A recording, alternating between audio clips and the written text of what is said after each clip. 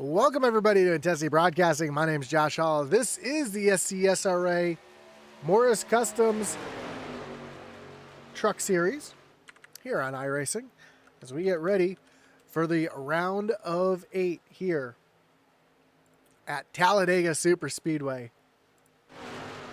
If you like fast cars, fast trucks in this case, bump drafting, wild finishes, Talladega is the place for you. Currently, Dave Wright up at the top of the board. Michael Dunn sits back in second. Eddie Morris, Brian Roll Jr., Jeffrey Belk, your top 5. As we get ready to start the round of 8 here at Talladega.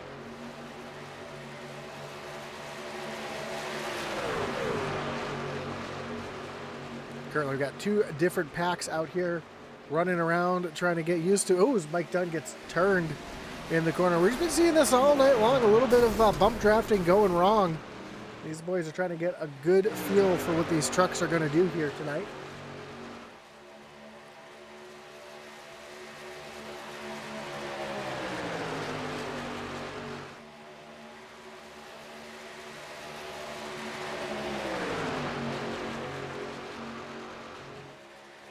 Currently, oh, another big bump there. Junior giving a push to Devin Butchino, and Butch getting way out of shape. Well, we got about a minute and a half left here in practice. So let's take a look at our points coming into tonight. Again, this is the round of 8. Devin Butchino is your points leader over Jeffrey Belk by 4 points. Eddie Morris is back in 3rd, Dave Wright in 4th, and then currently below the cutoff line, Joe Wright, Michael Cheeseburger Lawrence, Austin Blaylock, and Brian Merle Jr. Of course, all night long, you'll know where your playoff drivers are, as they are going to be highlighted in green, both on the tower and on the ticker. So far, only 6 of the 8 drivers, actually 7 of the 8 drivers are in the field. Joe Wright has not been able to turn a lap yet. Also just waiting on Austin Blaylock to join the server.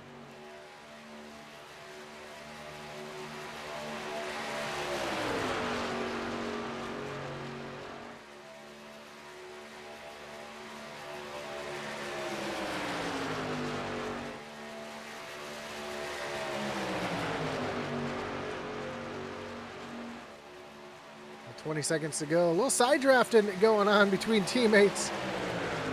We see the IDBC guys, David Hartney and Jeffrey Belk, along with Devin Butchino and Brian Merle Jr. doing some side drafting, some pushing, some shoving, trying to see what they can do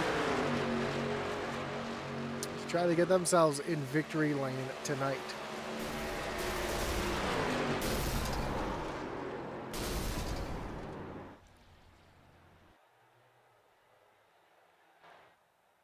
Qualifying has come to a close. Sorry, practice. Practice has come to a close. We're getting ready for 10 minutes of qualifying here at Talladega Superspeedway. Of course, we want to thank everybody for joining us here tonight. Whether you're watching on Facebook, on YouTube, or Twitch, don't forget to hit that like button, follow, and subscribe.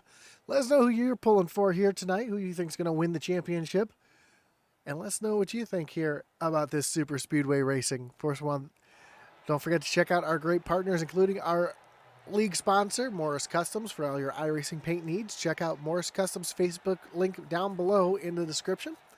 Along with Race EPI for all your iRacing setups and coaching needs, visit raceepi.com. Help support the channel and Atman Weiss's racing career by checking out IntensityBroadcasting.com for all your hats, t-shirts, coffee mugs, intensity gear, novelty t-shirts, and Atman's racing gear as well. And of course, we don't want to forget about our great partners over at the Butt Kicker. Butt Kicker, an established and trusted leader in gaming haptics, the award-winning line of Butt Kicker products lets users feel low-frequency sounds. Their products are used and endorsed around the world by leading PC and console gamers, including professional sim racers. Their patented design makes them incredibly accurate, powerful, and virtually indestructible. The Gamer Plus is a new and upgraded sim racing haptic that reproduces immersive, accurate, and powerful sim racing, flight sim, and gaming effects. To figure out which product is best for you, check out thebuttkicker.com.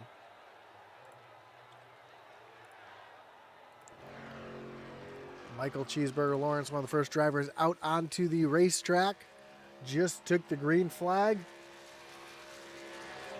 He's making his way down the backstretch on his first of 2 laps. And typically we see these trucks actually faster on their first lap than on their second lap.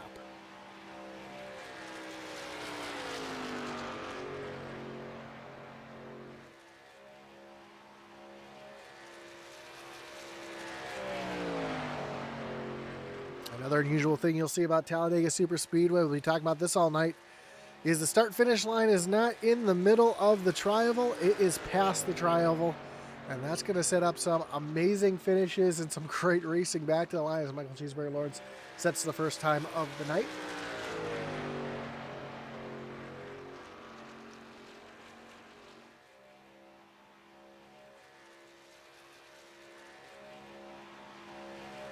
Dominic Peavitt currently back in second. Jeffrey Belk third fastest as Martin Miller Jr. knocks Belk back a spot.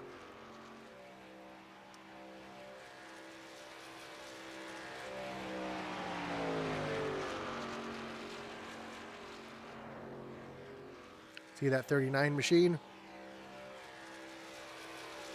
making his way through turns 3 and 4 as Cheeseburger Lawrence comes down across the stripe.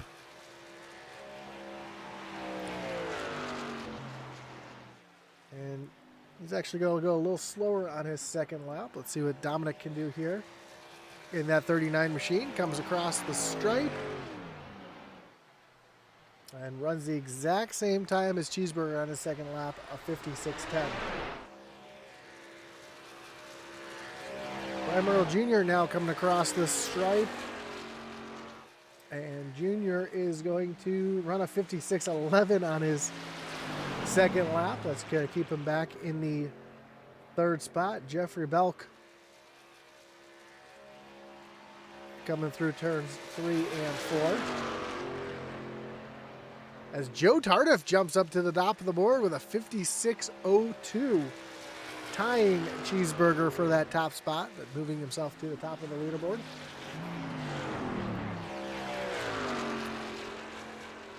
We'll see if he's able to improve on that time here.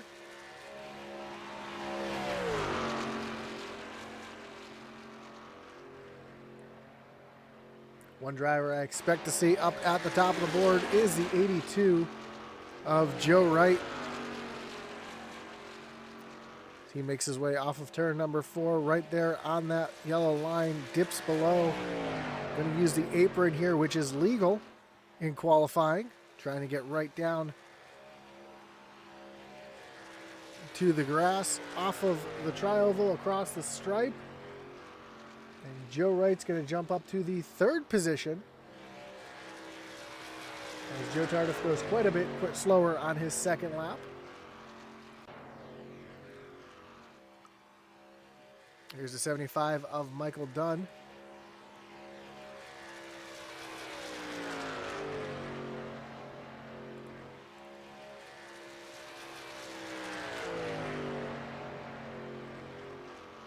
Currently sits in the 8th position. We'll see if he's able to improve his time. Not able to get that truck down to the yellow line. That's going to slow down his time just a little bit.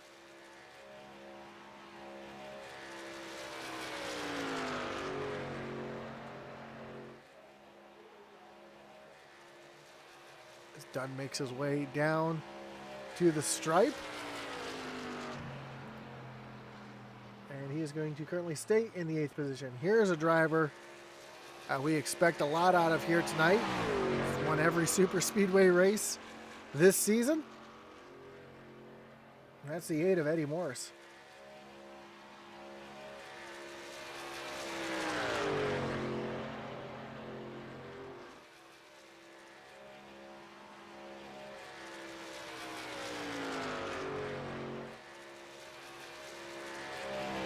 Here comes Morris down through the tri-oval.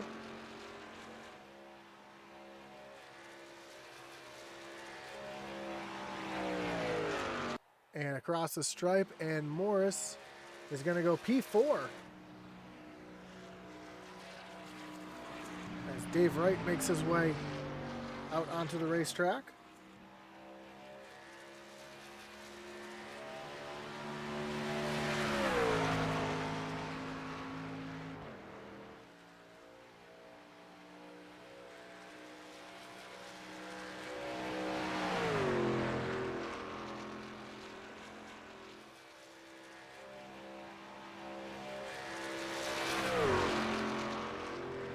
Dave Wright ran that higher line on his opening lap. Try to get that truck as wound up as he can.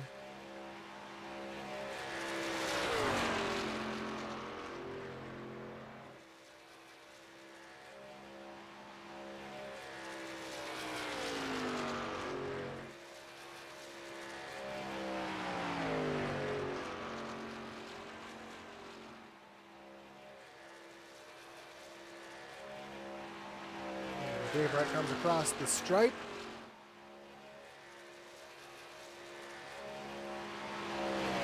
He's going to be currently up in the 10th position. Now he's going to hug that yellow line through turns 1 and 2.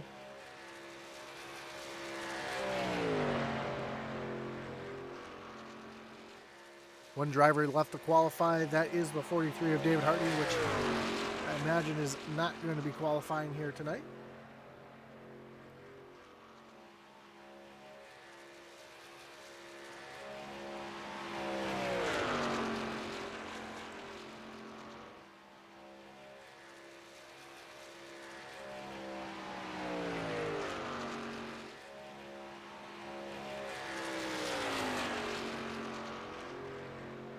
D. Wright comes down through the tri-oval and across the stripe. And move that 84 up to the pole with a 56.01.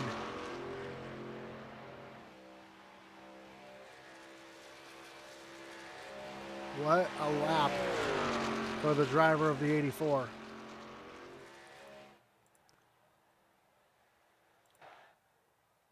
So just about a minute left here in qualifying. 11 drivers getting ready to do battle here at the high banks of Talladega Superspeedway. Don't forget to join us tomorrow night for the Dev Sports Cards Xfinity Series, as they too get ready for their round of 8. And they're going to be taking on Talladega Superspeedway as well. So right here at Liatman Weiss will have the call for that one. Tune in as we get ready for more exciting super speedway racing.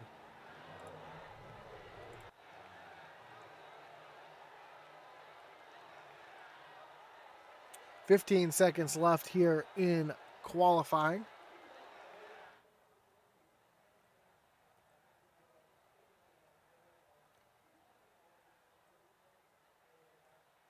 And we get ready to take a look at our starting grid here tonight for the first race of the round of 8. And starting on pole tonight, driver of the 84, David Wright, with Joe Tardif to his outside in position number 2. Michael Cheeseburger Lawrence Roloff from 3rd, with Joe Wright in the 4th position. Eddie Morris rounding out your top 5. Dominic Privet will be back in position number 6, with Jeffrey Belk and Brian Merle Jr. making up row number 4. Row 5 will be Devin Buccino, Michael Dunn, and David Hartney, rounding out the field here tonight at Talladega.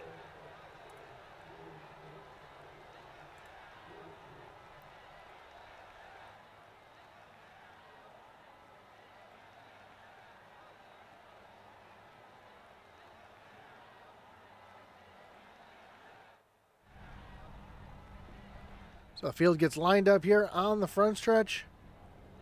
Again, 11 trucks ready to do battle on the high banks. Again, notice where that start-finish line is. That makes up for some amazing racing and some amazing finishes here at Talladega Superspeedway. 67 laps will be the distance.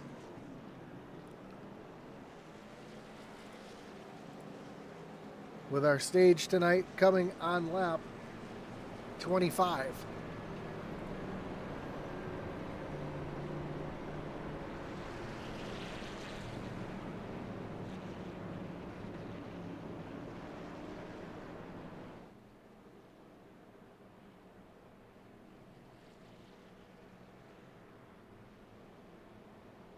If this is your first time watching a super speedway race, we're going to hear some different terms here tonight. Drafting, that's when a couple of trucks get in line. The leader pushes the air, allows the other drivers to not have to, either they can save a little bit of fuel by riding right behind, or they can push right on that back bumper, because 2 trucks running together like that are going to be faster than 1. The more drivers you get in a row, the faster those trucks are going to go. So watch for these drivers trying to use as many trucks in one line to get the energy going to move themselves towards the front. Bump drafting, you're going to hear that. That's when you're right on that bumper, pushing that truck along. Side draft, well, you can see that big spoiler on the back of the truck on the tailgate of these trucks. If you can pull right alongside as close as possible, you can take that wake of air like a wake of water and dump all that air onto that spoiler, slowing down that truck that's next to you. So these drivers can use that to their advantage. And we'll see that tonight as well. Now, I did hear, talking with the drivers before the race, the drafting is a little bit different than it had been in previous races. Seems like the trucks just can't suck up as easily to each other as they could previously. So we'll have to see if anybody loses the draft quickly on the opening start, or what happens with these drivers as Dave Wright gets ready to lead them down to the starting zone.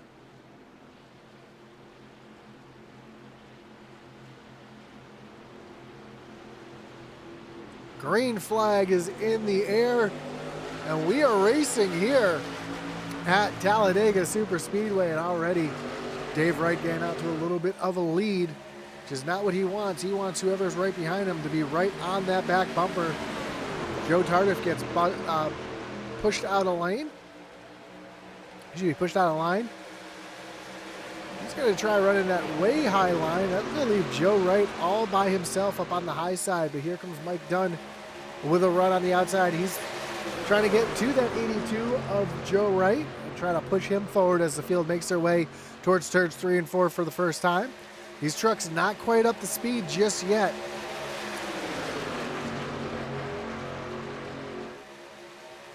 As the field makes their way off of turn number 4 for the first time, and it's the Wright and Wright show up in the front as Joe Wright's trying to take the lead away from his brother Dave.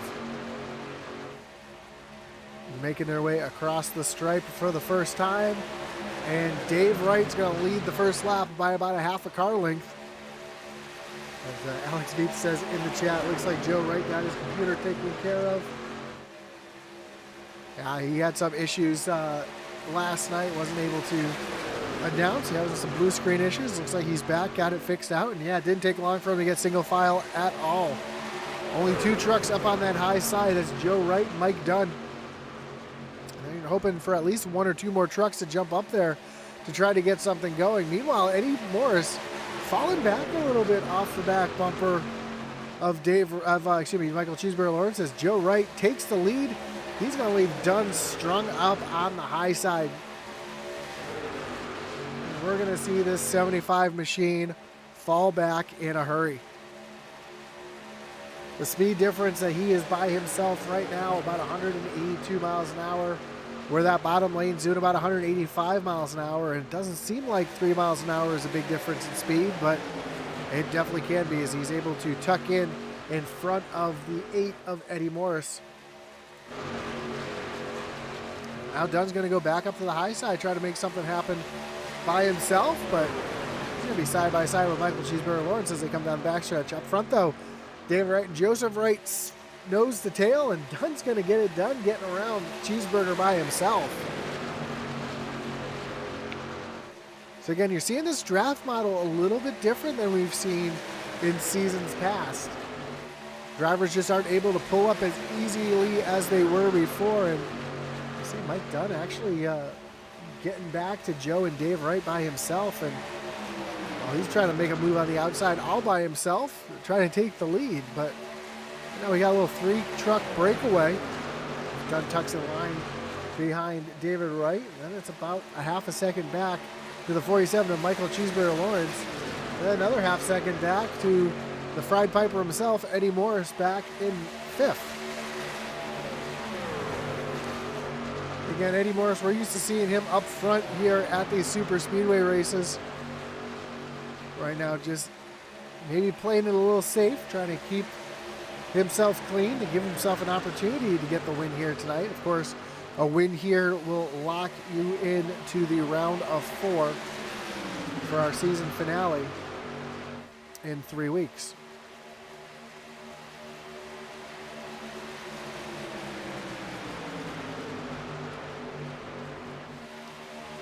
Now the rest of the field starting to catch the front 3 as Michael Cheeseburger Lawrence has brought that group up.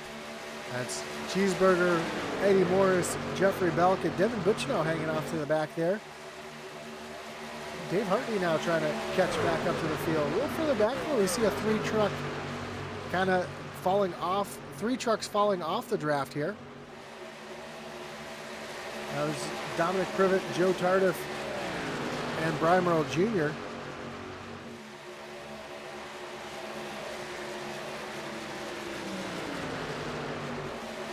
They're trying to work together to get themselves back up towards the front.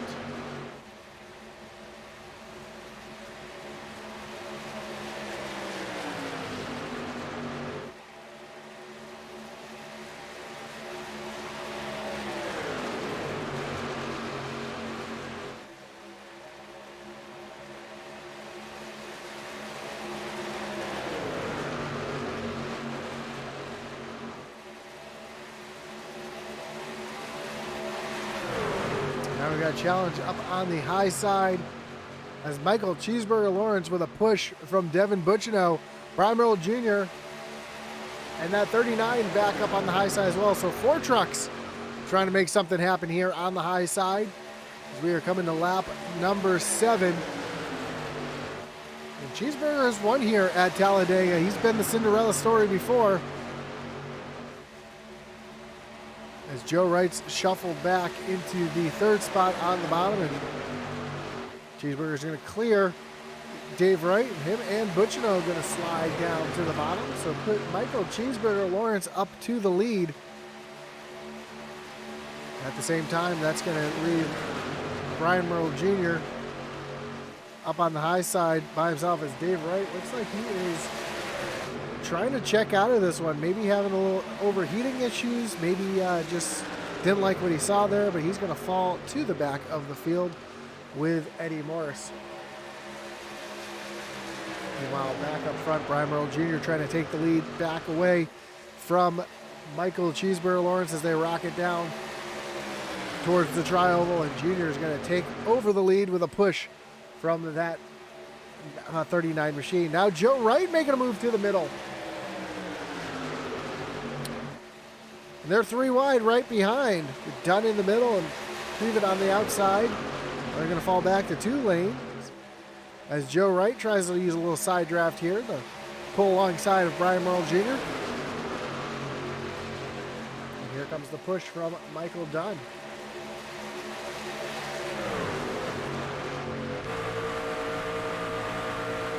Right along with Joe, and you see he gets cleared of Brian Merle Jr. He's going to leave Dunn hanging out to dry up on that high side.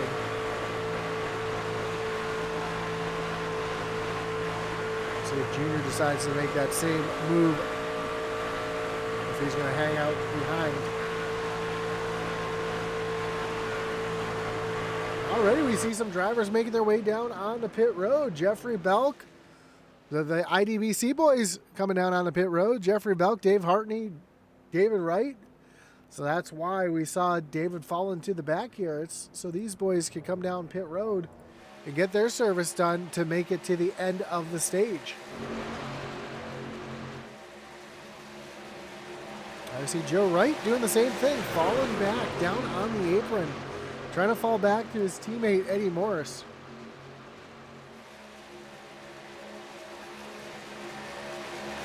Eddie Morris and Joe Wright, the only CCM drivers in the field here tonight. See when these drivers decide to make their pit stop.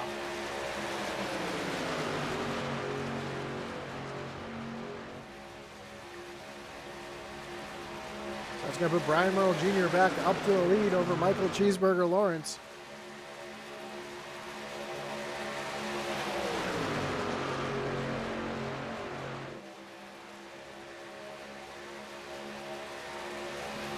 See Dunn up on the high side using the side draft, trying to keep himself moving forward all by himself out there, and he's doing a good job out there by himself. Normally you can't see a truck on the high side by themselves do anything but fall backwards, but he's been hanging right there on the door of Michael Cheeseburger Lawrence, Devin Butchno, and hanging tight up on that high side.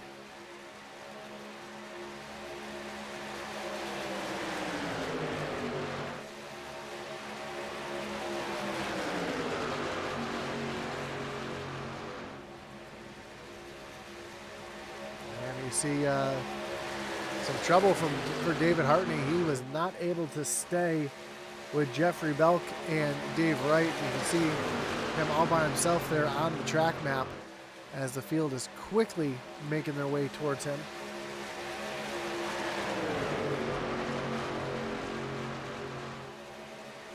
That's such a helpless feeling, being out there all by himself. It looks like his teammates are slowing down for him. They're only running about 155 miles an hour, trying to fall back. Hartney's running about 170 miles an hour by himself. So, but the rest of the field is running about 180.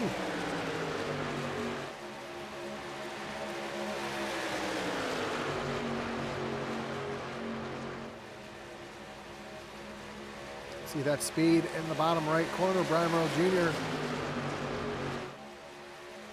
When you fall back a little bit more into the pack, you'll see the speeds pick up just a little bit, especially if we look at a driver like Joe Tardif, who's trying to make his way back up. He's got the draft and he's got some room to let that truck. So he's going to check up a little bit as well. So and these drivers, we've seen this before, these drivers could be trying to save a little bit of fuel as well.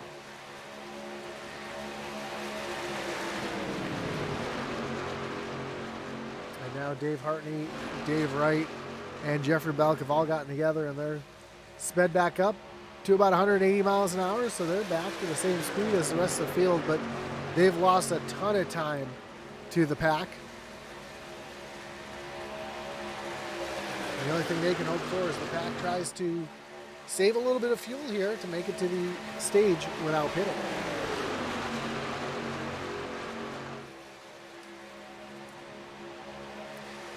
But a fuel run is about 22 laps. The stage will end on lap 25.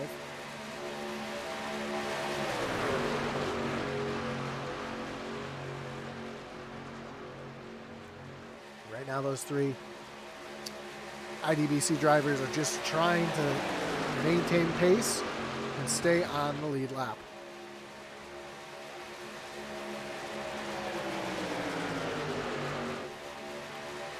So as we come to lap number 14, green flag since the drop of the green flag.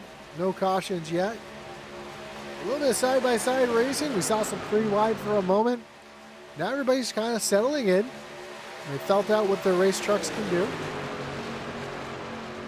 And they're just trying to get themselves to the stage and to the first pit stop.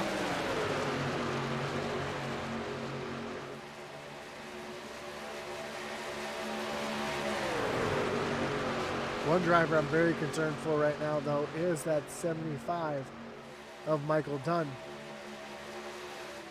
I say that because he's running all by himself up on the high side. And by doing that, he's pushing a lot of air. And he has no help with him, so he's burning a lot of fuel. Plus, being up on the high side, he's actually taking a longer distance around the track than the drivers who are down on the low side. So he could be in a lot of trouble as far as where his fuel mileage is compared to the rest of this group.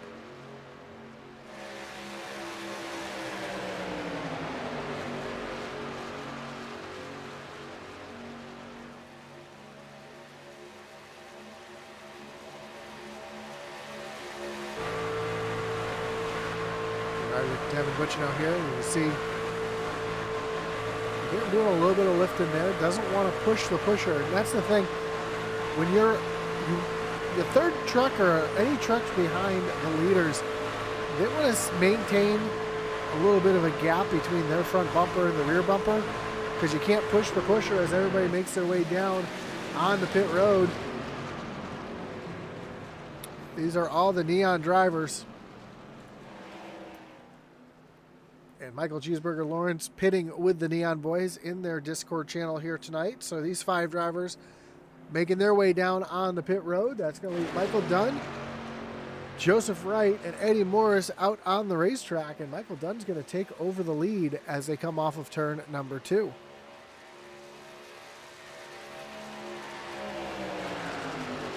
And with these 3 drivers out there by themselves, 3 trucks should be able to maintain a decent amount of pace. As Michael Dunn has a little connection issue there and blinks. These 3 drivers should be able to maintain pace pretty well. We'll see how long these drivers decide to stay out. Or if they indeed do decide to make their way down pit road.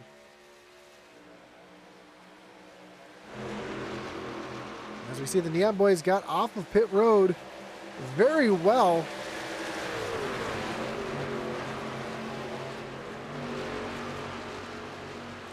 And you see Dave Wright just behind these boys, and they are catching pretty quickly. So even though they didn't have the best getting off of pit road, I think these drivers slowed down enough trying to save a little bit of fuel that it's allowed this second group to catch right back up, and they are in the draft. And they're going to catch this group. Unfortunately for them, they did not lose any time on pit road. Look at that, they are there. D. Wright wants to waste no time getting to the outside here, because he wants the lead of this stage as soon as Mike Dunn, Joe Wright, and Eddie Morris come around and pit. Although they are doing about 15 miles an hour slower than this group here, as we are about 7 laps away from the stage end. But being in the playoffs, these drivers are trying to get every point they can to ensure they punch their ticket to the round of 4.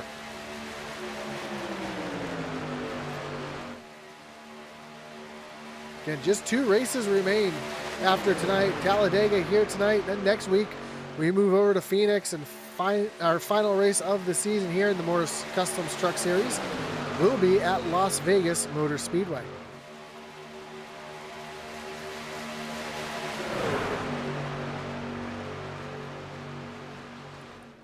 Mike Dunn making his way down pit road to get his service done. That's going to put Joe Wright and Eddie Morris by themselves, and that's going to spell trouble for them, as 2 trucks are not able to maintain the same pace as the pack.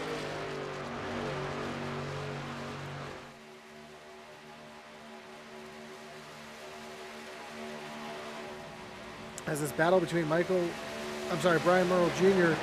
and David Wright continue.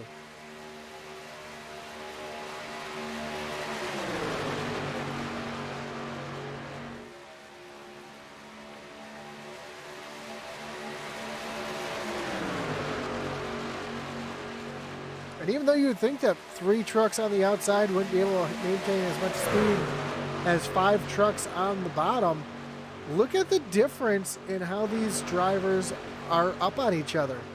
You can see that Belk is right there on the back bumper and Hartney's right there as well, but you see a little bit of a gap between Devin Bucciano and the 39 machine of Dominic. And that's allowing that outside lane to have the energy to move themselves forward. As that time by, Dave Wright was just barely out in front of Brian Merle Jr.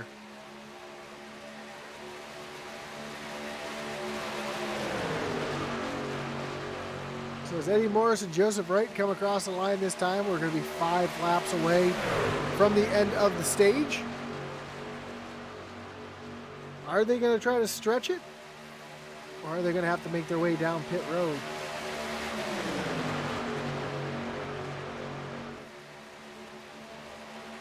Again, we see the speed difference here. 183 miles an hour. This is Dave Wright's speed as they come through the tri-oval.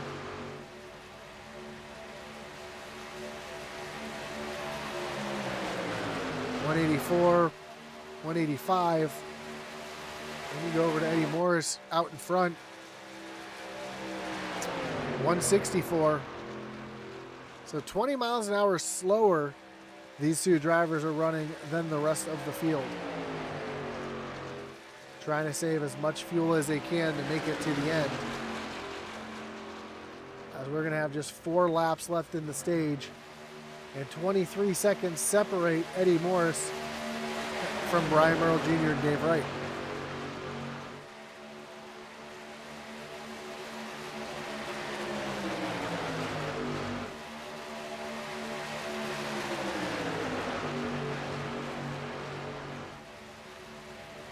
Dave Wright able to clear Brian Merle Jr. He's going to leave his teammates up on the high lane.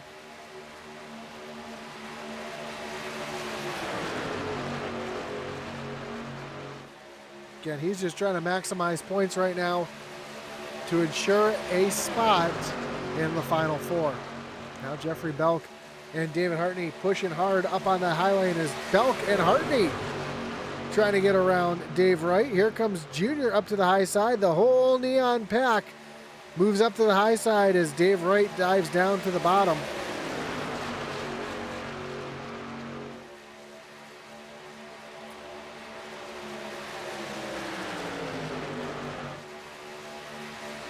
And that gap to the leaders is shrinking awfully fast with 2 laps left in the stage. And 16 seconds separate our leaders from 3rd place as Jeffrey Belk moves up into the lead now. And the field gets single file.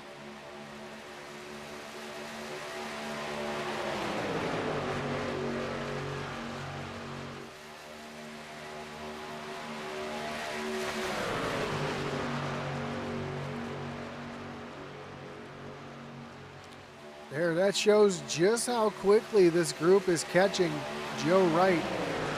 Sitting in the 2nd position, and 13 seconds is now, 13 and a half seconds is now the gap, as we do have 2 laps to go in the stage. Pit road is closed. We see the red lights flashing right there at the end of pit road.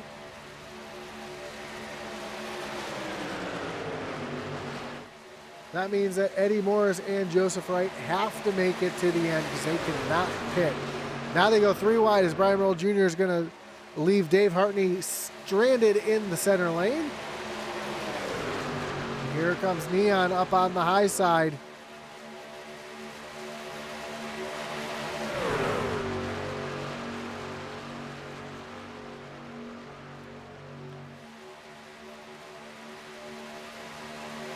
Now the IDBC boys are back lined up on the low side. Brian Merle Jr. using a little side draft, trying to pull Dave Hartney back, try to slow down the momentum of that low lane. 1 lap to go here in the stage. 12 seconds separate your leaders. from this second group. Do they have enough fuel in the tank to make it around and claim victory of the stage? Joe Wright's out.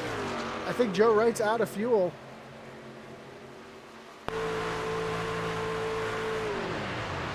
He's shutting it off, trying to save as much fuel as he can.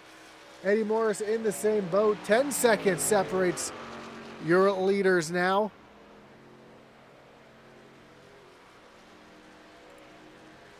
Eddie Morris now just entering the tri-oval.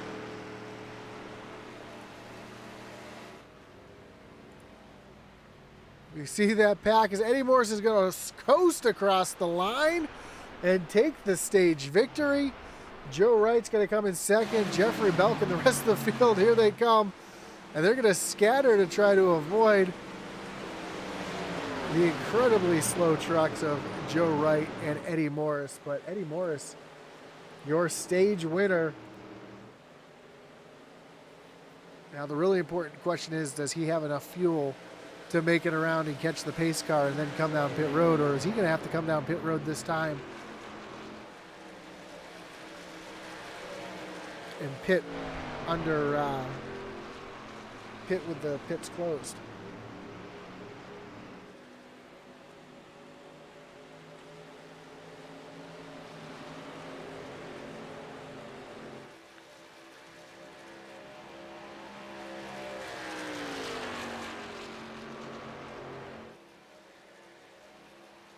So as the field catches the pace car,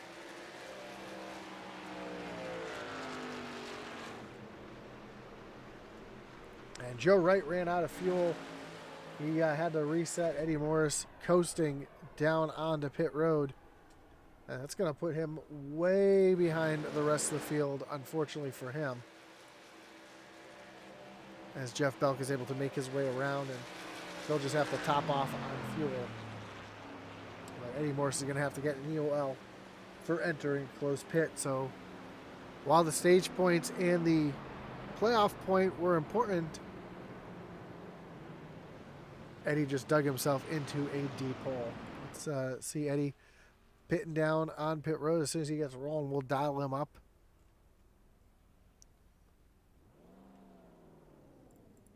As the rest of the field is now behind the pace car.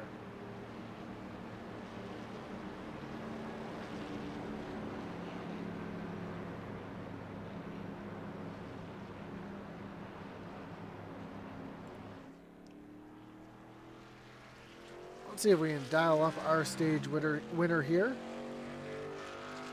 Eddie, you got Josh up in the booth. You got me? Hey, brother. How's it going? Man, gutsy move here. Stretching it to get the stage win. I know playoff points and stage points are huge coming into these final three races here, but kind of dig yourself into a deep hole because you're going to have the EOL here for pitting in a closed pit. Do you feel like that strategy is going to be the game winner here tonight? I'll be honest with you, Josh. I don't know, brother. If it is, I'll be very grateful. And if not, then I'll learn from it for next time, and I'll know not to do it again. But I really did. I thought I had enough gas saved I thought I was one to the good overall, and turns out I wasn't. So it is what it is. I think I got to drop to the end here for pitting for closed pits. Kind of horrible, but it is what it is. Those points are pretty important, like you said. Yeah, man, had to try something. It's the playoffs. I know in practice, I talked to a couple of drivers. They said that the draft feels totally different than it had in the previous seasons. What are you seeing out there on the track? Personally, it's got a little bit of difference to it, like a little different feel to it. I feel like my truck's bottoming out bad. Like the gravel's kicking up. I can hear the sand. It's just it feels like the nose is just dragging the track, and I don't know if that's causing the weirdness in the feeling or what, but it definitely does feel different. I feel like I can still make my moves when I need to, so I'm not really worried about that. Looking forward to the rest of the race, and I had this one circled on the calendar. For sure. We know how much you like these super speedways. Well, good luck. I know, like I said, you got yourself back in quite the hole here. It looks like your teammate is going to lose a couple laps as well. So you got your work cut out for you here. So good luck the rest of the way out. Appreciate it, brother. Have a great night. You too, man. So that was your stage winner. Eddie Morris again going to have to start at the rear of the field. And with no help, as his teammate is still on pit road after having to take the tow truck after running out of fuel on the backstretch. See him still sitting here on pit road, not able to get rolling. And that's going to also hurt Joe's chances in the playoffs, as he was not able to score any of the playoff or the stage points there.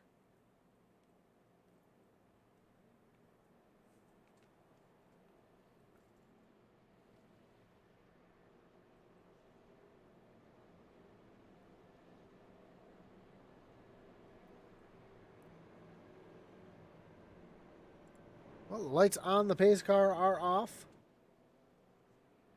We're going to re-rack them, restack them, and get ready to do it all over again.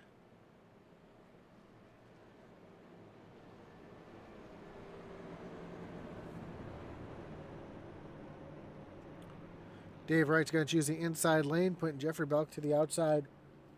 IDBC, row number 1. Neon back in row number 2 with Brian Merle Jr. and Devin Butchino.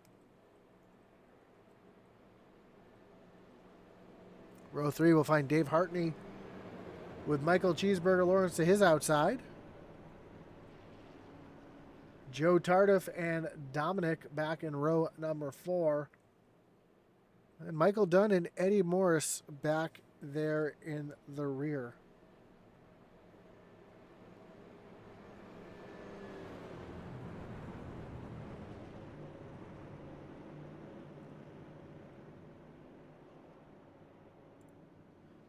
So Joseph Wright is back out on the racetrack.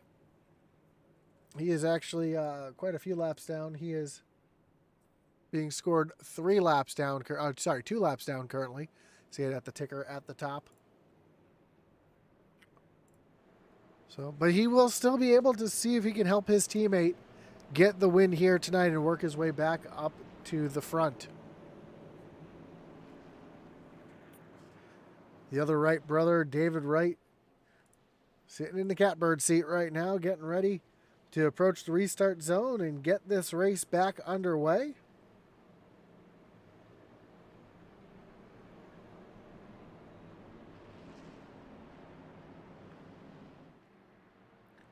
Pace car takes that left-hand turn on the pit road.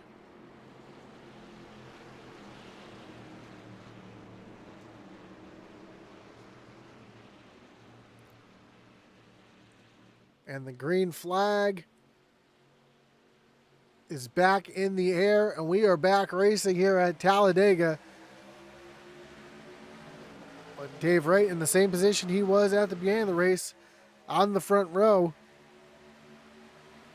trying to get his teammate down behind him. But Belk is going to take that high lane around the high side and move in front of David Wright. And Devin Butchino leads the high lane. Now they're going to be 3 wide as Joe Wright and Eddie Morris jump up into that 3rd lane. And we are 3 wide down the backstretch towards turn number 3.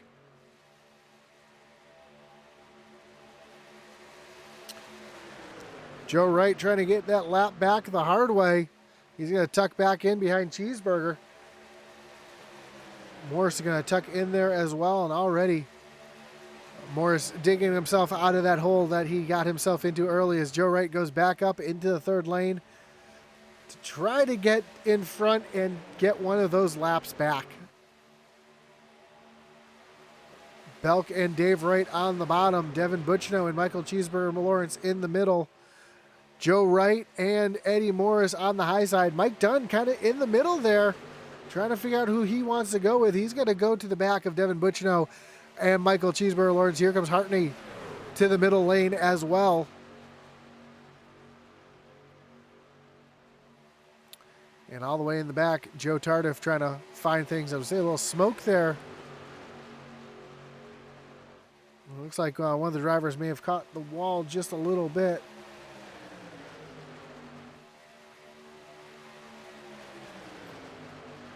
Joe Wright not giving up, though, on that third lane. Eddie Morris has a little bit of a connection issue. He saw a little blink out of him. As now Dunn's going to jump up to the high side. We'll see if Wright pushes Dunn up towards the front.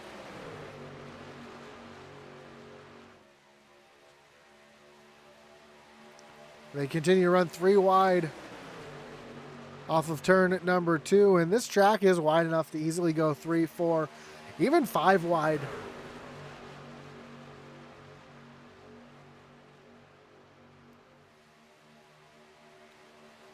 But Joe Wright just wants to get his lap back and get himself in a position where he can put himself in a position to win this race as well.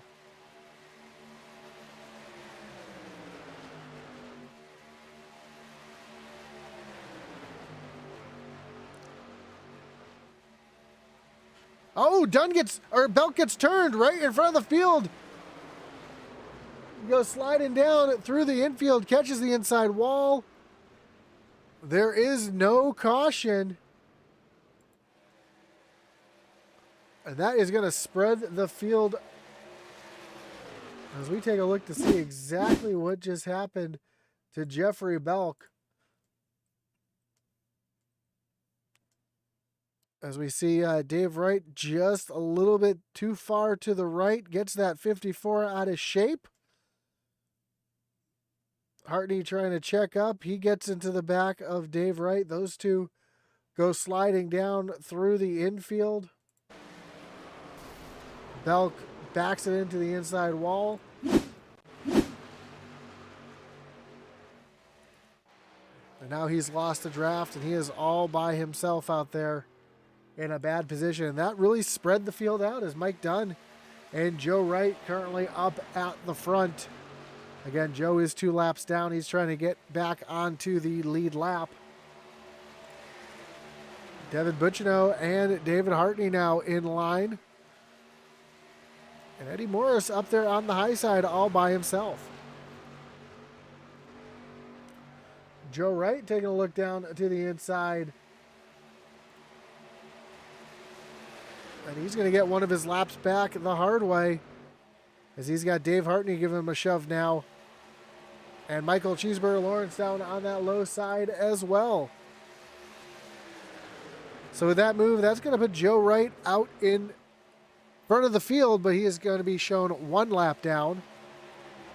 And you know, if I'm Hartney or any of these guys here, pushing Joe around is very beneficial for me, because that's going to save me a little bit of fuel. Let him burn off all the fuel, trying to get his lap back. At the same time, if the caution was to come out, that's going to put Joe back on the lead lap, as he would be your lucky dog. See Dunn back on the high side all by himself, as we've seen most of the race. Eddie Morris, Dave Wright, Brian Merle Jr. back towards the back, running together, trying to get back up to the front, as here comes Eddie Morris now, coming to the back bumper of Dunn. He's going to go right around Dunn, split to the outside with Dave Wright and Brian Merle Jr.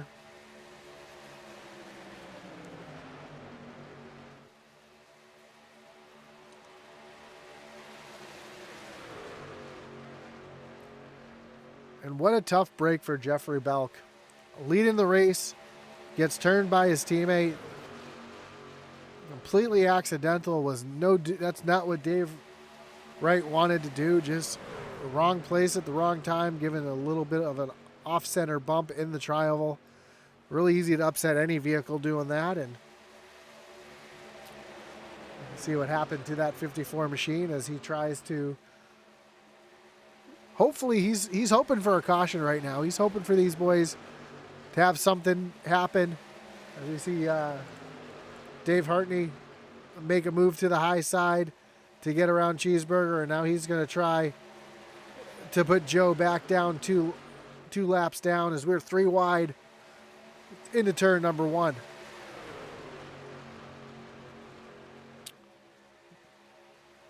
And Joe Wright still trying to get himself back into this race. He's trying to get around Hartney to get himself back in front of the pack.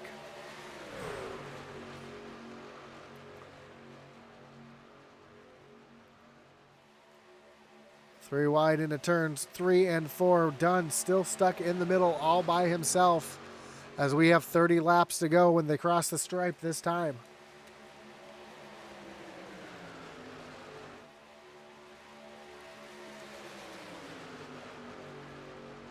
Dunn was able to tuck in line for a second. He jumps back up to the high side in front of Eddie Morris. Eddie's going to have no part of it. Going to leave him, try to leave him out to hang in the middle here. Dave Wright, Brian Merle Jr. trying to come along as well up on that high side. Dunn's going to tuck down into the bottom lane yet again. And Eddie Morris is going to try to make another run at it.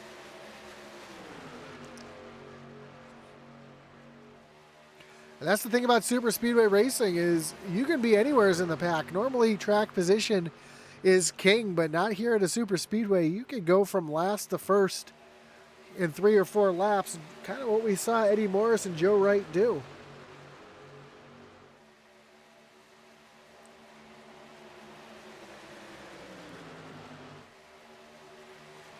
David Hartney runs first, Devin Butchino in second. They have the lap truck of Joe Wright between them as they come across the stripe. And Devin's going to jump all the way up to the high side. Tries to throw a block at Eddie Morris. Then he tried to come back down to the low side, but Michael Cheeseburger Lawrence covered that position. And now Devin's stuck in that sucker hole. But here comes that 39 machine to give him a shove, as well as his teammate, Brian Merle Jr. to come up to the middle. Now Mike Dunn's going to jump back to the middle here to try to get something going.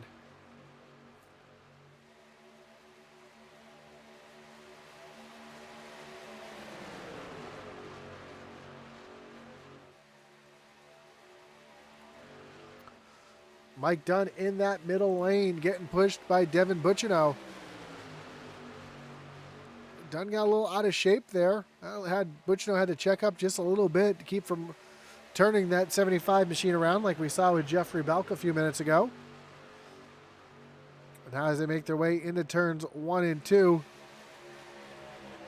Mike Dunn, Dave Hartney, side by side for the lead. Now Hartney able to clear the 75, but here comes Dunn back on the high side. That top lane has all the energy. They're all hooked up as we see Joe Wright fall off the back of that 43. That kills all the momentum. Now Devin Butchino taking a move down to the inside, and he's going to roll around Dunn and move himself into the lead with Dominic Privet right behind. Does Dave Hartney jump up to the high line here, or does he stay with Joe Wright? Joe Wright's going to try to split him and go up to the outside, as they make their way around the injured truck of Jeffrey Belk. Now Joe Wright hoping to get out in front more than ever as he is now racing Belk for that lucky dog position.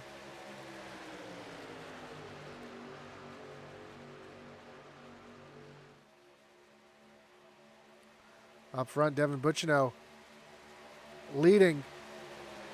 Joe Wright 2 laps down, up on the high side. Dunn trying to push Joe up to the front, trying to pull himself along as well. Eddie Morris right there in the 3rd spot on the high lane. Trying to put him in his position to sweep the race and the stage.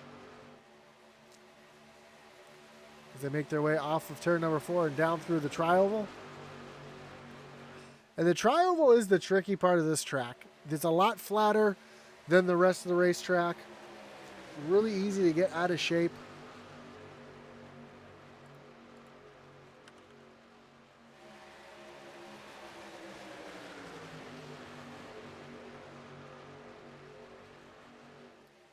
These trucks are so much more glued to the racetrack in the corners than they are on the straightaways. Mostly because of that banking. Your corners are banked at turns 1 and 2 are banked at 33 degrees. Turns 3 and 4 are banked at 32.5 degrees. Your tri-oval is only banked at 16.5 degrees. And your backstretch at 3 degrees. So these trucks are really loaded up in the corners, 1 and 2, 3 and 4. And they're really light on the straightaways and through the tri-oval here.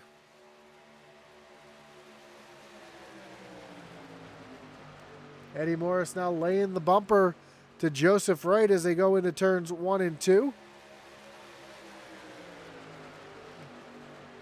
Eddie Morris trying to take the lead back away from Michael Dunn, who's now getting a big shove from Devin Bucciano.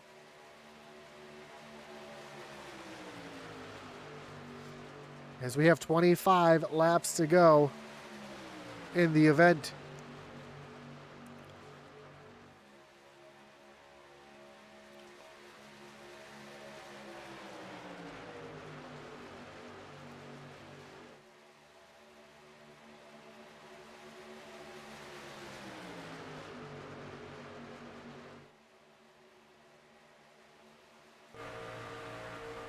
Take a look here from the roof of Eddie Morris. You see just how close the battling is.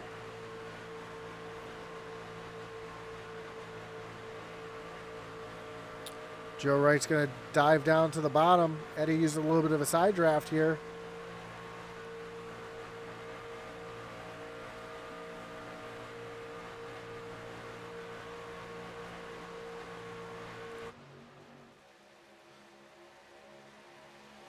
.48 of Joe Tardif right there behind Eddie Morris. He's going to leave Eddie out to dry. Here comes the 84 of Dave Wright, though. Wright knows how fast Eddie is here, and he's going to try to give a push to that 8 machine. Try to get those two back up towards the front. You see the damage to the 84, but as long as he's tucked in behind Eddie Morris, that shouldn't hurt that truck too much, as we see the run that those two trucks are able to get now up on the high side.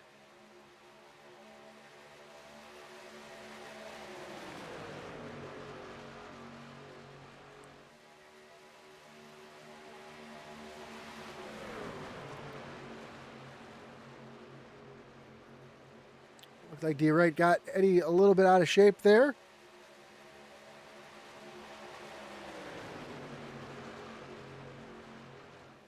As now Eddie Morris is able to get out in front. He's getting a huge shove from that 84 of Dave Wright, as Dave Wright's going to move those two up to the lead.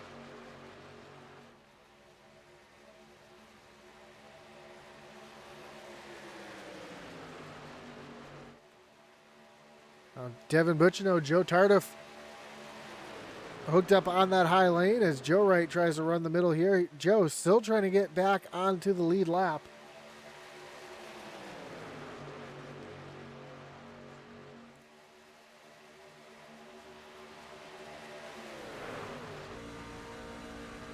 Right along with Dave Wright here. We take a look out the right window.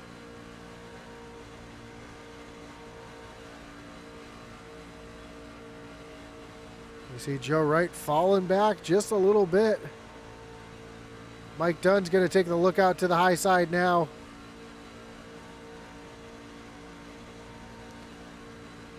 Dunn trying to use that little bit of a side draft here. Great view of just how much these trucks move around here in the draft.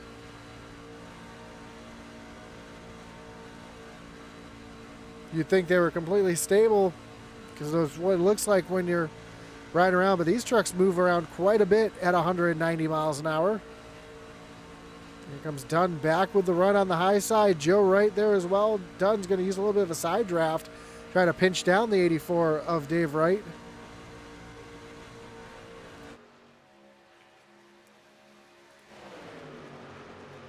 And it looked like the 39 of Dominic got a little loose there. He's going to check up that bottom lane just a little bit.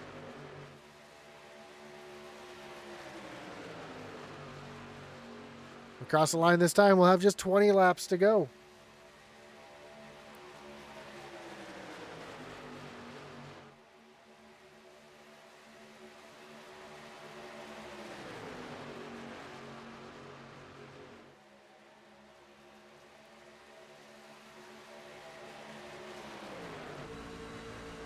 Back on board with Dave Wright and had to check up. That allowed, oh, something happened to Eddie Morris.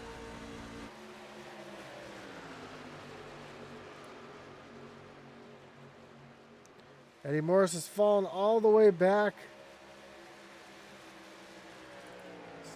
take a look to see what happened to Eddie.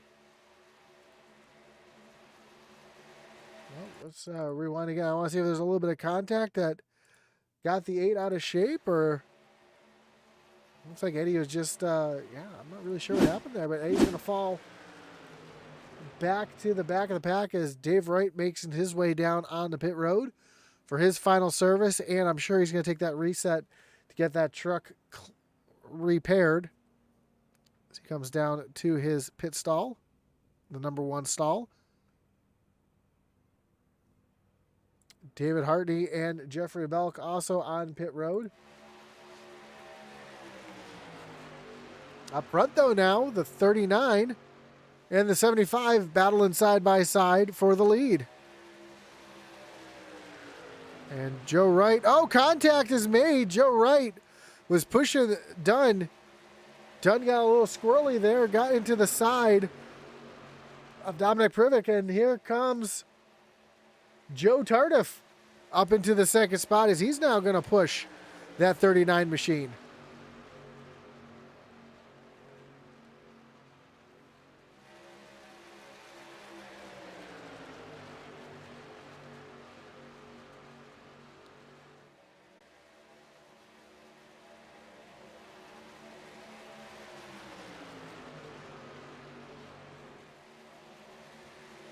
As they are now catching the lap trucks of Jeffrey Belk and Dave Hartney, and now that 39 is going to tuck in line and try to draft them a little bit, save a little bit of fuel. And now the rest of the field is going to make their way down on the pit road.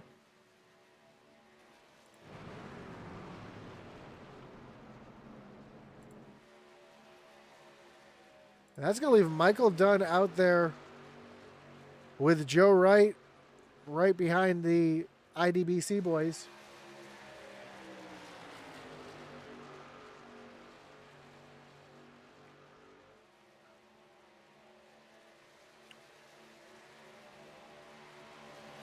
We know the rest of the field is going to have to come down pit road. We see Eddie Morris did pit with the rest of this field.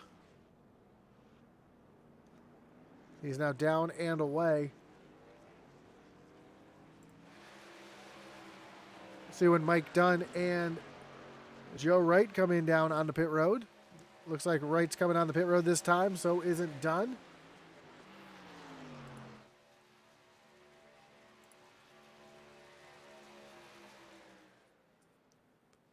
So while these two make their way down on the pit road,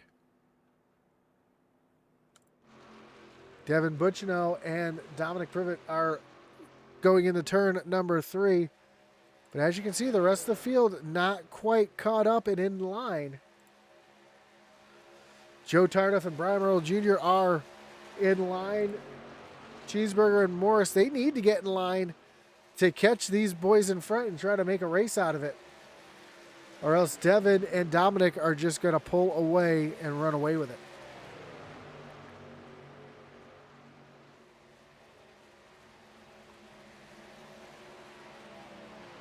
And this almost reminds me of tandem drafting. We've got 3 groups of 2 out there. You see Mike Dunn just coming off the pit road. He's going to lose a ton of time because he was out there by himself. Eddie Morris making a run up on the high side by himself.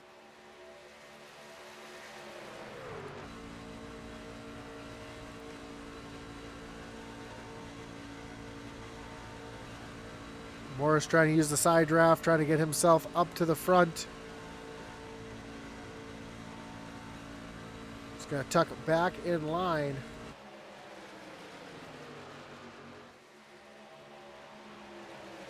He's trying to get anybody to go up to the outside with him. And he's going to get around Cheeseburger. He's going to pull door to door with Brian Merle Jr.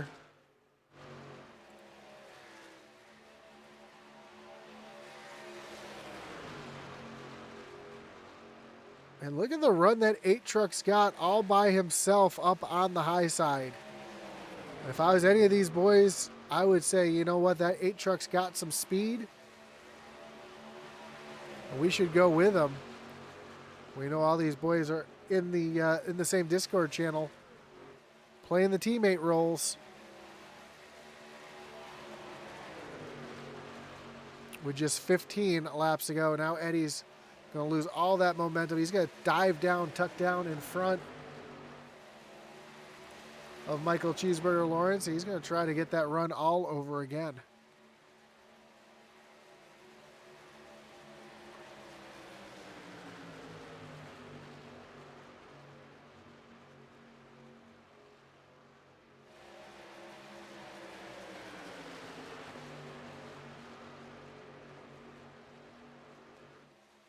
Well, look at this. Joe Wright now in the mix here, trying to give his teammate the win. Eddie's got some help. Meanwhile, we see the 39 was trying to make a move to the outside. Oh, he pushes down Joe Tardif down onto the apron. And Brian Merle Jr. and Michael Cheeseburger Lawrence up on the high side trying to get something going. Here comes Eddie and Joe up on that high side to join as well. As Junior is going to tuck down in. Oh, almost some contact. Joe Wright pushing through the middle there. And Joe's going to get to the back bumper of Brian Merle Jr. Again, we know Wright is 2 laps down. He's trying to do everything he can to put himself in a position to get those laps back. He is pushing Brian Merle Jr. down the backstretch, giving it everything he's got. While Eddie Morris has fallen back to the back of this pack.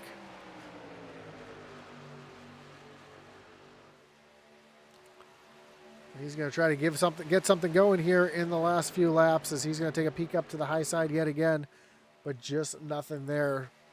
So up front, it's Brian Merle Jr. over his teammate Devin Buccino with the lap truck of Joe Wright in the middle. Between them, Joe's doing everything he can to try to get himself in a position to get back out in front.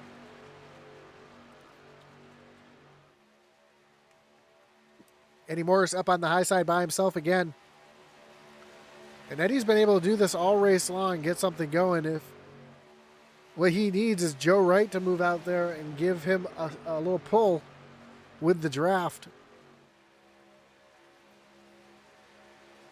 But there's a lot of racing left, coming to 11 laps to go.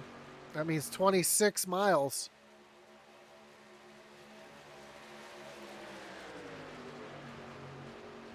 Can Brian Merle Jr. get his first career win, or is it going to be somebody else? Is it going to be one of the rookies back here?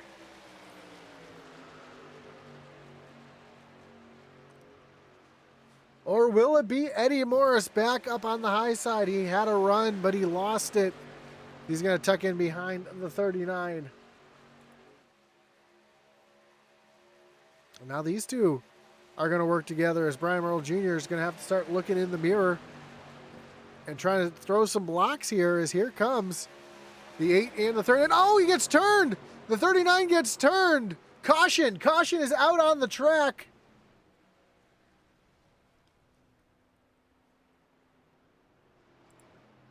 And that changes everything as that brings up our first wreckage rewind of the night.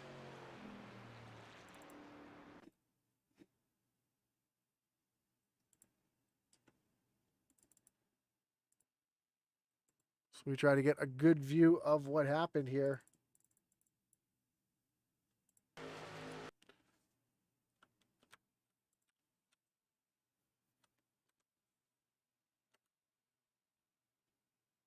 Trying to get the best camera view I can so we can see really what just went on.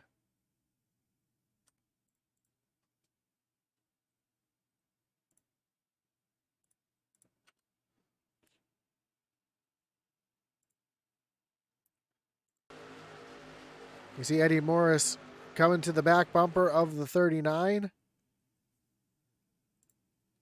We've seen it before, just a little bit of a bad bump. Eddie gets a little bit too far to the right side of that 39 machine, comes swiping across the bumper. right there. There's the push to the far right side. Sends the 39 up into the outside wall. Eddie gets tagged. Tardif gets tagged. Michael Cheeseburger Lawrence goes sliding down to the inside wall. Does he keep it off the wall? Nope, he's going to catch that inside wall.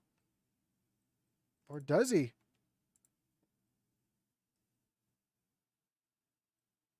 Just barely kisses the inside wall.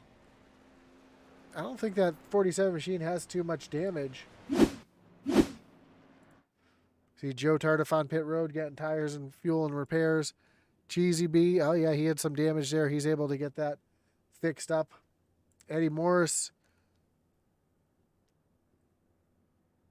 looks like he's not able to get anything fixed up. Dominic, who was involved in that, he's able to come down pit road, get that truck fixed up. That is not what Brian Merle Jr. wanted to see, or is it? Actually, you think about it. This is going to eat up a couple laps that he doesn't have to worry about trying to defend on.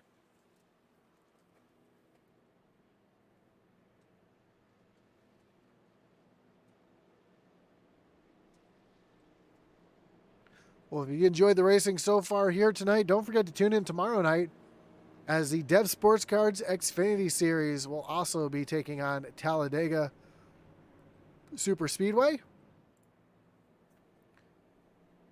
in their first race of the round of 8. So tune in right here on Intensity Broadcasting. Atlee Atman Weiss will have the call for the Dev Sports Cards Xfinity Series tomorrow night.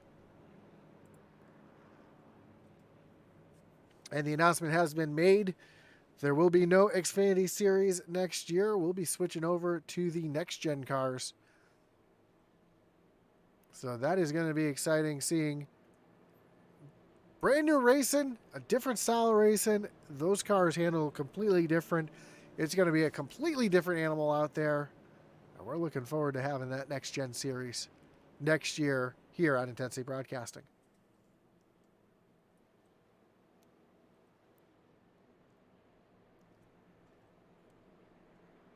And I'm trying to see, it looks like Devin Butchino has a little bit of damage to the right front of his truck. Yeah, you can see that little wrinkle there on the hood.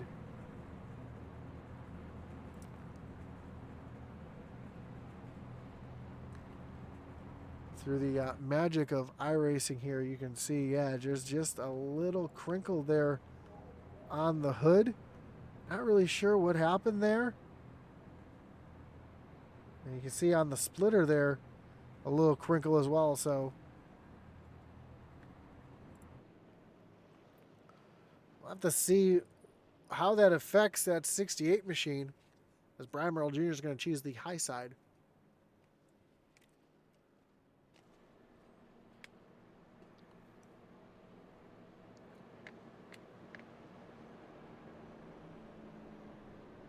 Putting Devin Butchino restarting on the low side.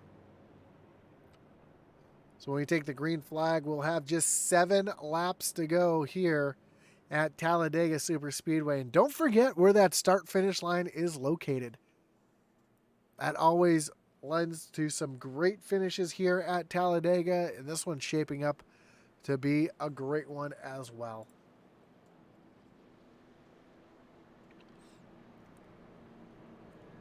So Brian Merle Jr. will be the control truck. He'll be up on the outside. Devin Butchino in second. Dave Hartney third with Dave Wright in fourth. Then you'll find Michael Cheeseburger Lawrence and Michael Dunn back in row number 3.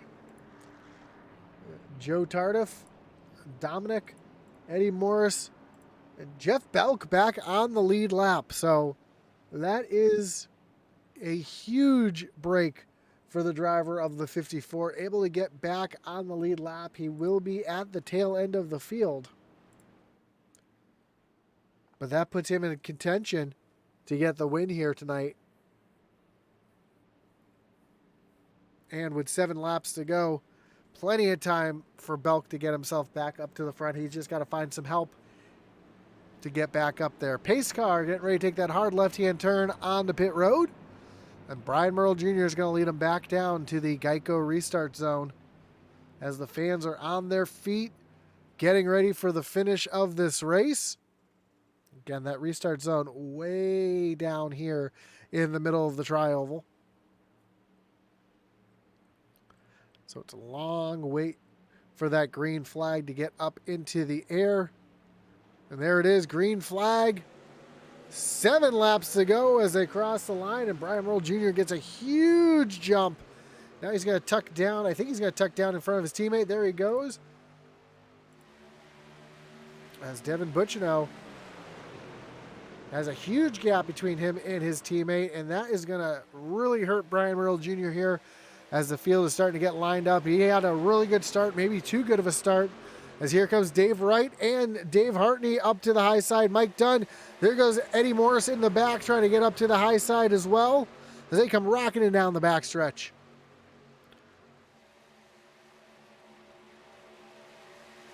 Two by two all the way through the field as Brian Merle Jr. still has the lead over Dave Wright. Eddie Morris, Joe Wright moving up to that third lane as Eddie's trying to do everything he can to sweep the race here, stage and race win. He's got the help from his teammate from behind, but do they have the momentum? As they come across the line, and Dave Wright just barely out in front of Brian Merle Jr. by a hair as they come across the stripe with 6 laps to go. Dave Hartney all over the back bumper of Dave Wright. Remember, you want to push, but you want to push in the center. You don't want to get too far to the left or to the right. We've seen that spell disaster so far tonight.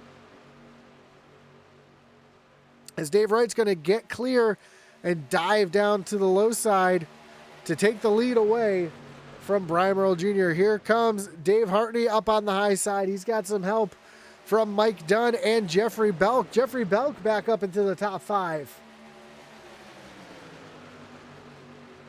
Eddie Morris almost gets into Jeffrey Belk there as they come across the stripe. We have just 5 laps to go. Little contact with the wall for Eddie Morris as he just barely brushes the wall. Not enough to kill his momentum as there's still 3 wide coming through turns 1 and 2. Dave Hartney in the middle, getting a push from Mike Dunn and Jeffrey Belk. Now Junior's going to jump up the middle. They're 4 wide coming down the backstretch.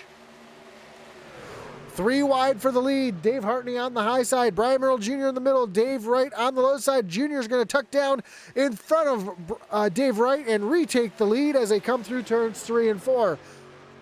Dave Wright right there on the back bumper. Here comes Dunn and Belk through the middle. Dave Hartney, Eddie Morris up on the high side as they come through the tri-oval, 3 wide for the race win.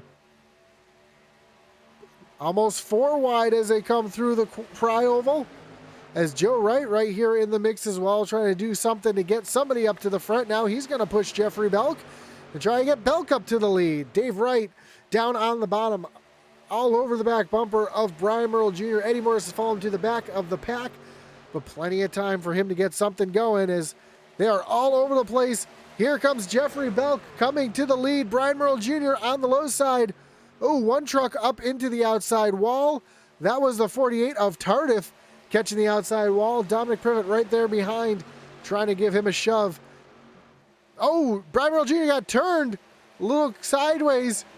Contact was made. He saves it, though, able to keep going. That checks up the field as he's going to fall all the way to the middle of the pack as Eddie Morris now finds himself in the 2nd spot. And now he's found his teammate, Joe Wright, who is 2 laps down, but doing everything he can to try to get Eddie Morris this win as they both go to the front. Now Eddie Morris out in the lead over Jeffrey Belk. A big gap between Belk and Morris, though. That could spell disaster as they are still 3 wide behind. Dunn moves up to the middle lane, pushes Tardif out of the way. Dave Wright now behind his teammate Jeffrey Belk in the 3rd spot. D. Wright trying to do everything he can as we are coming to 2 laps to go. Now Wright is going to push Belk. Joe throws the block. That allows Eddie Morris down the bottom. They're 3 wide for the lead. Dave Hartney making a move up to the high side now, trying to get something going as he's going to come to the back bumper of Dave Wright. Belk is going to clear Eddie Morris. Here comes Dave Wright giving the push. Belk's going to stay up there with his two teammates, Dave Wright and Dave Hartney, as they are 3 wide for the lead down the backstretch. Eddie Morris down on the bottom. He's getting a push from Devin Butchino and Brian Merle Jr. in the middle. You've got the IDBC racing team. On the outside, you've got Joe Tardif, Dominic Privet, and Michael Cheeseburger Lawrence. Lawrence still in a good position. Anything can happen here as he tries to get down in front of Dunn. Coming to the tri-oval. Coming to the white flag. 1 lap to go. Eddie Morris on the bottom. Jeffrey Belk in the middle, getting pushed by his teammate. Joe Wright trying to push anyone he can to get up to the front. But don't count out that high lane either, as we see Tardif trying to get something going up on the high side. Is anybody going to tuck out a line here as they come down the backstretch?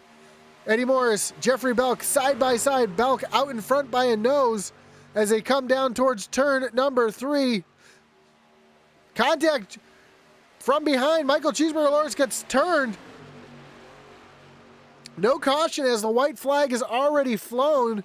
Joe Wright involved as well. Here they come. Eddie Morris to the lead. Jeffrey Belk in the middle as they come down to the travel. Devin Butchino doing everything he can to push Eddie Morris. Jeffrey Belk in the middle. Here comes Dave Wright giving a push to Belk. Belk gets out of shape. He gets turned. Joe Tardif gets the win. As Eddie Morris gets turned, he comes across the line in second. Dave Hartney brings it home in third. And Joe Tardif, in the right place at the right time, gets the win as they wreck across the start-finish line. Holy cow, what a finish. We did not see that one coming. And I said, watch that 48 machine. He could be in the right place at the right time, getting something going on that high lane, and that's exactly what he did to get the win here tonight at Talladega Superspeedway and deny somebody from getting automatically moved into the Final Four. Wow.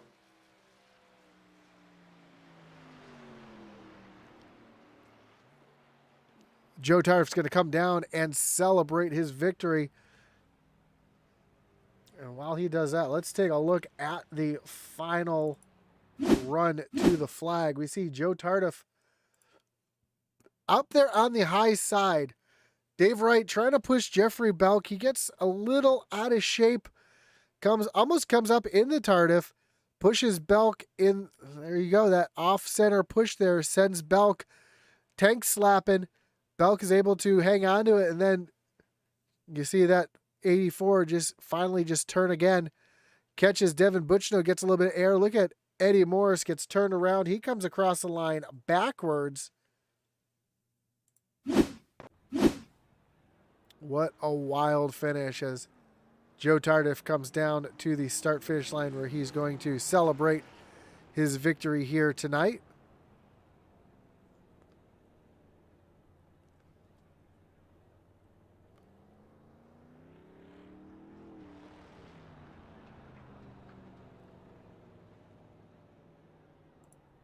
And we take a look at the final results. Again, Joe Tardif getting the win. Eddie Morris comes home in second. Dave Hartney in third. Devin Butchino back and fourth. Jeffrey Belk finishes fifth. Dominic Privet back in sixth. Brian Merle Jr. seventh. Dave Wright eighth. Michael Dunn, Michael Cheeseburger Lawrence, and Joe Wright round out the field here tonight. We see these two teammates doing a little celebration, nose-to-nose burnouts here on the front stretch.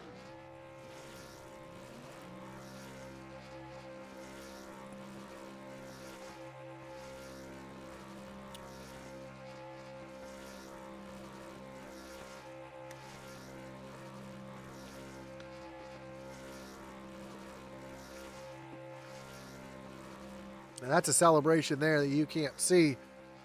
With all the smoke that they're pouring off those tires.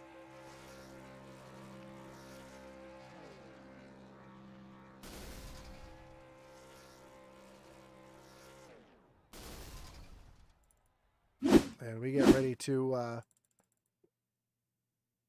talk to our top three.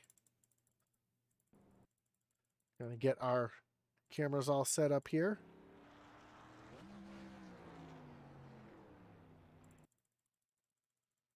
Give me just a moment, then we'll get our top three into the booth.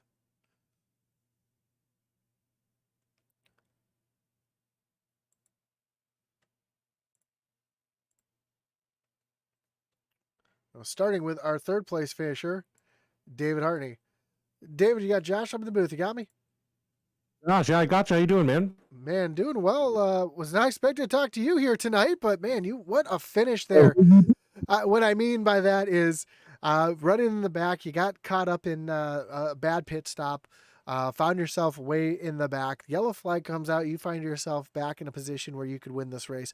You and Jeffrey Belk trying to get yourself back up to the front, and man, just talk us through that last lap because that was absolutely wild. Man, I don't even know what happened. 2 laps to go. I knew I was not with my team, so I wasn't helping them at all. So just trying to figure my way through. 2 laps to go, was able to, unfortunately, kind of sideswiped Mike Dunn going through, but I was able to finally get to him. And then it was just pedal to the metal and see what happens. But yeah, Jeff and D Wright made some contact, made Jeff like kind of fall back in the field. I'm not racing for anything tonight other than just be here. And so I decided to jump back there with Jeff and see if we can get him back into the field. Didn't work, but luckily we got a caution. So yeah, everything went well, man. Man, just a wild finish. Can you talk us through that last lap? Yeah, push. It was just glue myself to D Wright's bumper and just stay there. I sideswiped Junior at one point. He bounced up and we kind of made contact. We stayed close to each other, but that was good. But man, it was a ride, man. It was just hold on and push, and then coming in the trial or coming out of it, whichever one it was, they made contact again, and at that point, just keep it floored. For sure, and getting yourself up on the podium here tonight, getting yourself a third place finish, nothing to sneeze at there. Looking forward to tomorrow night. How does this experience help you for tomorrow night's strategy? Man, it Talladega or any super speedway is just kind of a crapshoot anyways. So it doesn't prepare you anymore, in my opinion. It's just, let's do the same thing, stick together as a team, keep it bumper to bumper. When it was just us three running around the track after pit stops and stuff and keeping up, we were shaving, 3, 4, 5 tenths a second off that field in front of us when they were fighting. So that's going to be the biggest thing, is just keep us all together. And Josh, look forward to keeping you with us as well. And I think if we can keep it together, we got a fighting chance to hopefully bring it 1 through 4 tomorrow. Well, again, congratulations on the podium here tonight, Dave. Before I let you go, anything you want to thank, any shots you got to give? First off, Intensity Broadcaster are teaming up with us this year as well, and you, Josh, for broadcasting. This is my first SCSRA podium, so that's awesome. My wife, as always, kids, whole teammate, DBC Clothing for Dirtbag Clothing for sponsoring us, W Energy, all the boys out there. And thanks to everyone, especially for showing up tonight, who did show up. Means a lot to us as the admin team, so shows your dedication. We do appreciate it, and we'll see you all tomorrow night. Again, congratulations on the podium, and we look forward to talking again soon. Yeah, have a good one. So that was your third place finisher, Dave Hartney. I'm not sure where Eddie Morris is.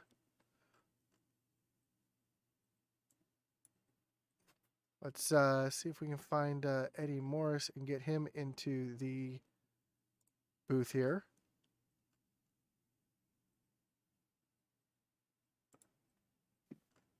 There's Eddie. Eddie, you got Josh up in the booth. You got me? What's that, brother? Man, what a wild finish for you. Coming home in P2 across the line backwards. You were in it, you were out of it, you were in it, you were out of it. It was just a wild up and down race for you all race long. Talk us through that last segment there. The last segment, you talking about for the caution? Before the caution, yeah. Oh, well, I took the EOL for that one, which was weird because, people jump up in front of you and they lift, and you run into the back of them. It don't look too good. So I figured I'd go ahead and take that one, but I don't know. So that's what caused that one come out.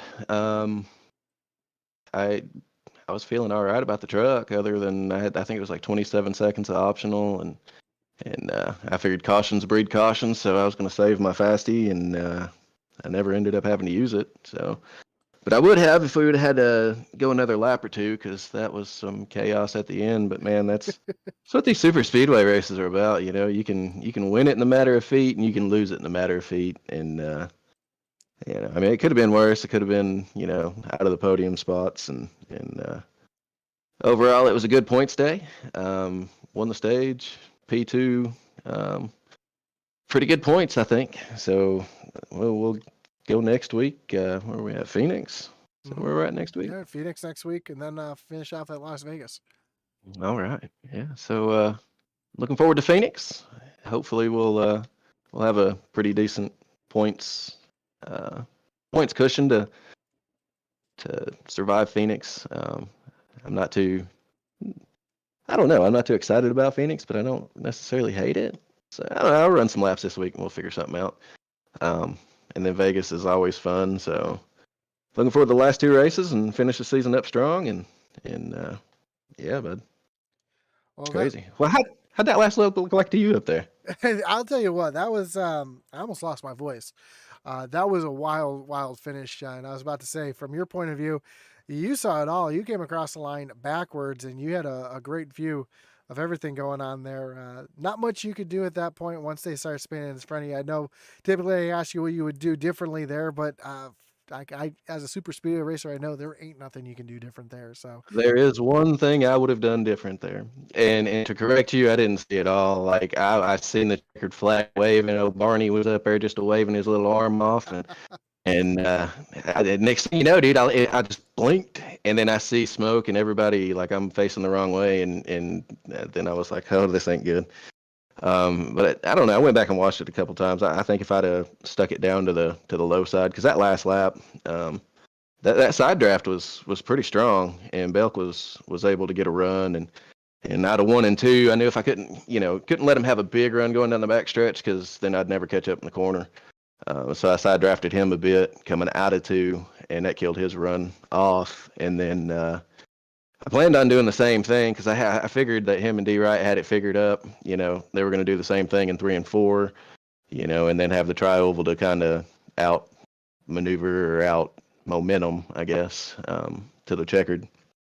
But yeah, I think if I was more worried about holding that yellow whenever the calamity happened, I'm not 100% sure he catches my back end, but well, it is what it is. Awesome job here tonight, coming home P2. Before I let you go, Eddie, anyone you want to thank? Any shots you got to give?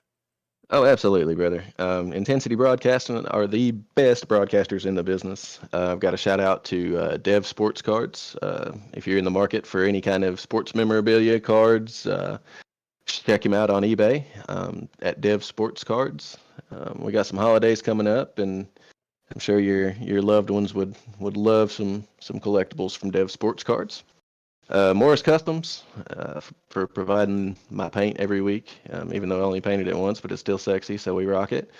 I gotta appreciate. Thanks to everybody that allows me to do this. Yeah, man. That's about it, brother. Well, good luck tomorrow night, and we hope to talk to you again soon. Don't forget my teammates at CCM, Cheeseless Cracker Motorsports. We got Nudie, Joe Wright. We got I don't know, he wasn't here tonight. Austin Blaylock. Yeah, so shout out to those guys. I know last interview Blaylock said he was an awesome teammate, but he missed tonight, so I don't know if he's still awesome or not. So just in case he's watching. But yeah, Josh, that's it, brother. I'll quit talking to you off. All right, man. Have a great night. See you, brother.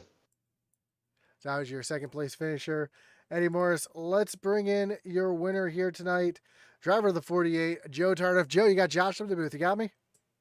Yes, I do. Man, what a run. What a wild finish there. I said it with about 3 laps to go. I said, watch that 48. He could get something going here. He knows how to get it done at these super speedways, and all everything broke loose in front of you, and you were able to just drive on through it. Take us through that last lap if you can. Chaos.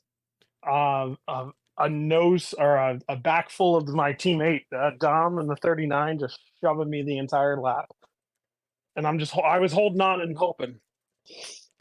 Well, I know the wrestler race got real wild. Towards the end there, after that caution came out, you were all running 3-4 wide for a little while.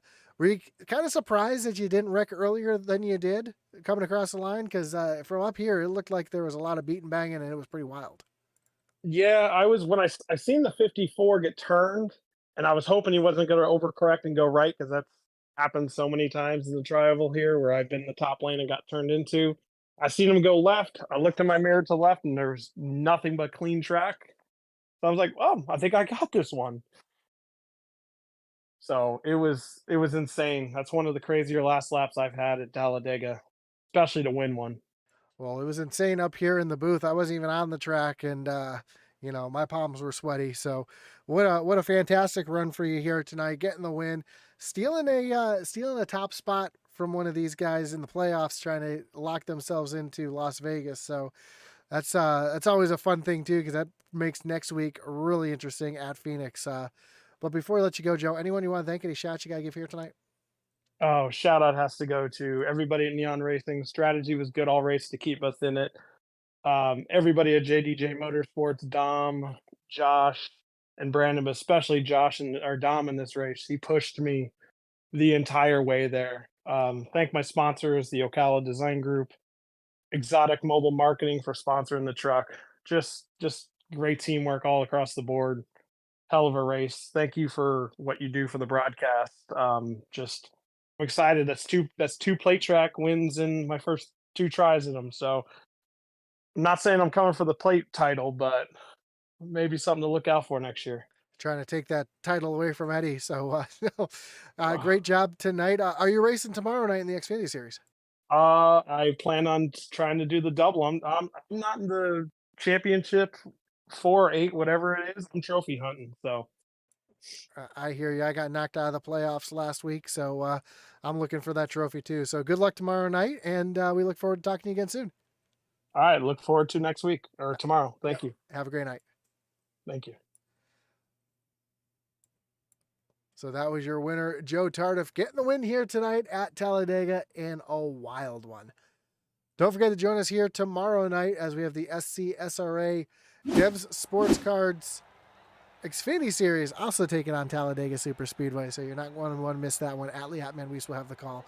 For everybody here at Intensity Broadcasting, all our great partners, Morris Customs, Dev Sports Cards, The Butt Kicker, Race EPI, and IntensityBroadcasting.com. We want to thank you for joining us here tonight on iRacing. Don't forget to hit that follow button, like, and subscribe. And so you know anytime we go live here on Intensity Broadcasting, as our boy Atlee Weiss would say, over